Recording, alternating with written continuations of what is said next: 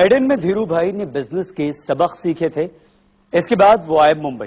उनके पास सिर्फ 1500 रुपए की पूंजी थी और ढेर सारे सपने। एक छोटे से चौलनुमा घर से उन्होंने अपना कारोबार शुरू किया। कम मुनाफा, बढ़िया क्वालिटी, ये मंत्र था धीरू भाई का। वो तेजी से कामयाबी की सीढ़ियां चढ़ते गए।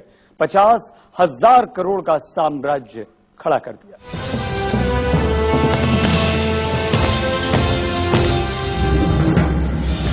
1948 सौराष्ट्र, गुजरात। सौराष्ट्र के एक स्कूल मास्टर के बेटे धीरू भाई 16 साल की उम्र में नौकरी करने एडन पहुंचे थे। क्लर्क की नौकरी, 300 की तनख्वाह। एडन में शेल के एक पेट्रोल पंप पर भी उन्हें काम करना पड़ा, जहां धीरू भाई अंबानी अपनी तेल रिफाइनरी बनाने का सपना देखते थे। धीरू भाई ने जामनगर में दुनिया की सबसे बड़ी रिफाइनरी लगाकर इस ख्वाब को हकीकत में बदल दिया। यही बात उनमें थी कि जो बिजनेस के साथ जितने भी लोग थे सब बता रहे थे कि हम कुछ सोच नहीं पा रहे थे जिस वक्त। तभी धीरू भाई के पास क्लियर कट मैप होता था। कोई भी बात जो बोलते थे तो कभी वो हवा में नहीं होती थी। बहुत उसके पीछे उनका खुद का दिमाग चला हुआ होता है। वो पढ़ते थे, बहुत रिसर्च करते थे, पढ़ते थे और सोचते थे कोई चीज करना है तो उसके पीछे पूरा 110% लगा देते थे। 1958 में 26 साल के धीरू भाई अंबानी बिजनेस की जबरदस्त प्रैक्टिकल ट्रेनिंग लेकर पहुंच गए मुंबई। 2 कमरों के चाल से धीरू भाई ने मसालों का धंधा शुरू किया। नाम रखा रिलायंस कॉमर्शियल। कम मुनाफा और अच्छी क्वालिटी को उन्होंने अपना बिजनेस मंत्र बनाया।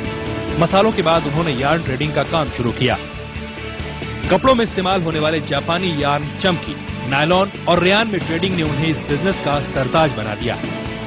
मार्च 1977 में धीरू भाई ने 6 लोगों की टीम बनाई और 1 सितंबर 1977 को गुजरात के नरोडा में रिलायंस की टेक्सटाइल फैक्ट्री शुरू की।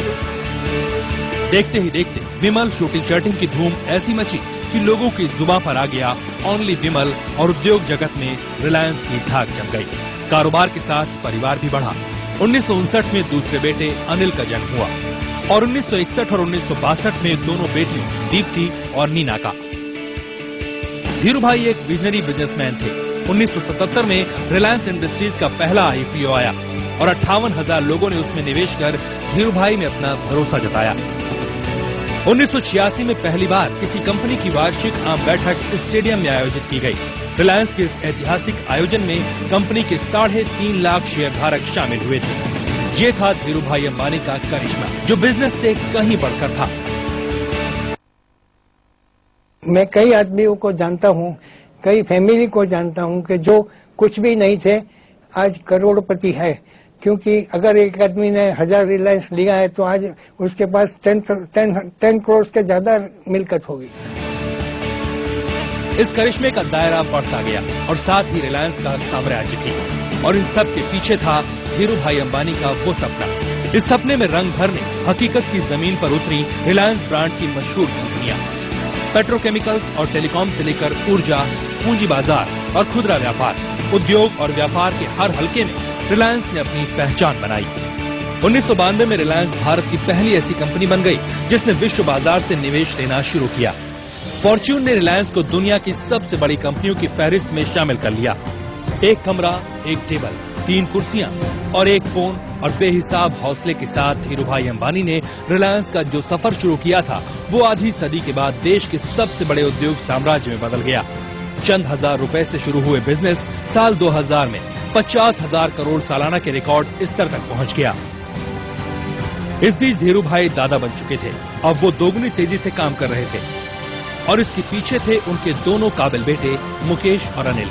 पिता के नक्शे कदम पर चलते हुए इन दोनों भाइयों ने रिलायंस को नई ऊंचाइयों पर पहुंचाया। कामयाबी का ये शानदार सिलसिला जोर शोर से चल रहा था। रिलायंस भारत ही नहीं, एशिया और विश्व में भारत की शान बनकर चमक रहा था। लेकिन हर सफर कहीं न कहीं खत्म होता है। धीरू भाई 6 जुलाई 2002 को इस दुनिया से चले गए, लेकिन उनका सपना हर उस हिंदुस्तानी की आंखों में जिंदा रहेगा जो अपनी बाहों में आसमान भरने का हौसला रखता है। Report news 24। तेज तर्रार और चालाक बिजनेसमैन, लेकिन फक्कड़, अलमस्त, बिंदास इंसान। धीरू भाई की जिंदगी के तमाम रंग बस थोड़ी देर में। देखते रहिए न्यूज़ स्पेशल।